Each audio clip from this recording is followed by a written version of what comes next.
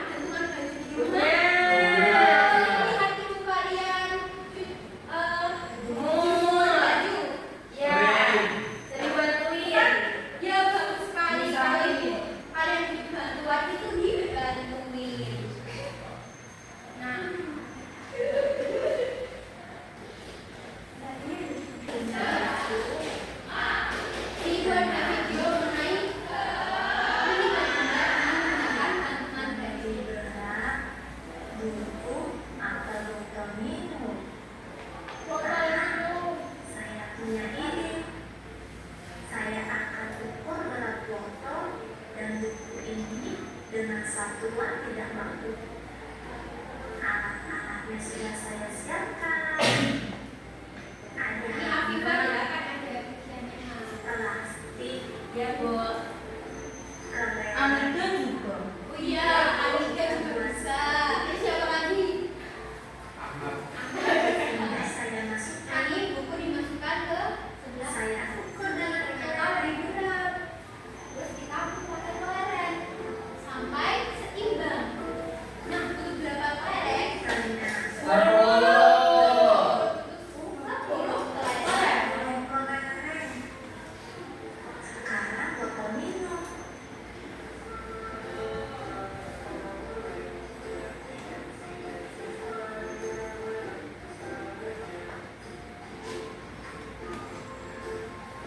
Nah, ini kan sudah berada pada titik seimbang. Botol minum. Satu botol minum sama dengan 20 kelereng.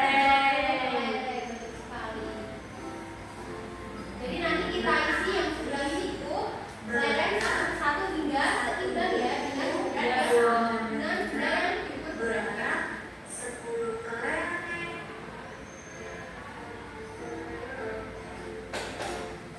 Berat 1 botol sama dengan berat 20 kelereng. Jam Nah, tadi satu buku butuh berapa kelereng? 10. 10. Satu botol butuh berapa kelereng? 20. 10 kelereng sama 20 kelereng lebih banyak mana? 20. Berarti lebih berat buku atau botol? Botol. Sekali. tadi 1 buku tahu berat buku dan berat botol mudah sekali. Nah, di sini kita akan coba mempraktekkan. Ibu minta dua anak yang di belakang bisa maju. Yang tadi belum siapa? Ayo. Anika Bu, belum. Sudah bisa tolong. Nah, di sini coba kamu yang pegang ini. Ini Bu ya. Enggak, ini Bu.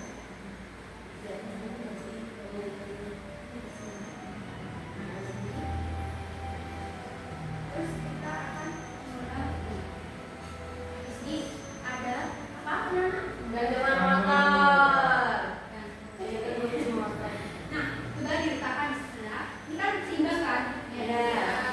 Nah, apakah sama?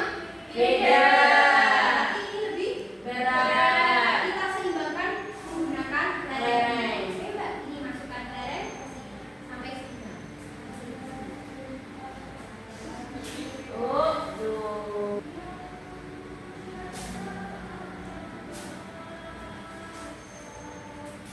Sampai seimbang ya. 5, 6, 7, 8.